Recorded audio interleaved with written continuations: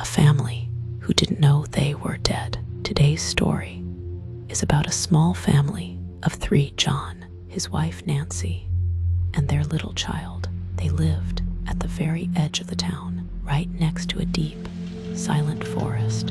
Life was peaceful for them until one evening changed everything. John decided to go into the forest to collect some dry wood. They were planning to have a small barbecue that night. Nancy reminded him not to go too far, and John promised he would return soon. But he didn't. Hours passed. First 1 hour, then 2, then 3. Nancy became worried. She went to the neighbors, knocking on every door, asking for help, but everyone refused. They said it was too late, or they were too scared to go near the forest at night. Finally, 2 neighbors gathered courage and went with Nancy. After searching deep inside, they found John lying on the ground. His eyes were open, his body cold, but he was still breathing. They brought him home, but that night, everything changed. As Nancy tried to help him rest, John suddenly opened his eyes wide. His voice had completely changed. It wasn't his voice anymore. It was the voice of an old man, harsh, angry, and filled with pain. And the words he shouted sent chills down Nancy's spine. "Why did you enter my forest?" Nancy froze. This wasn't John speaking. It was something else, someone else.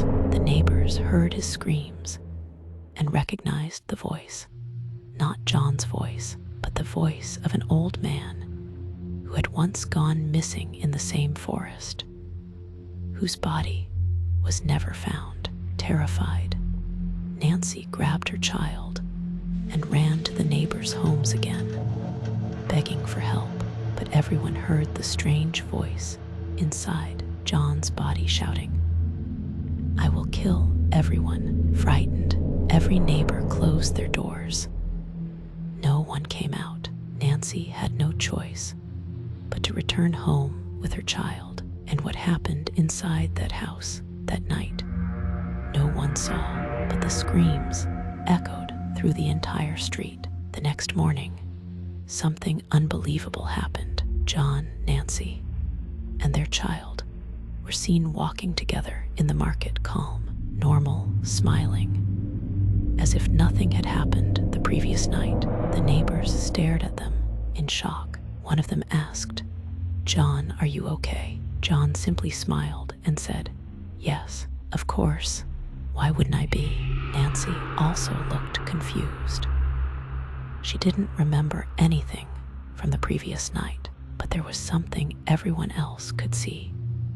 Something the family themselves didn't notice. Their faces were pale. Their skin had started turning grayish-blue. Their eyes looked empty.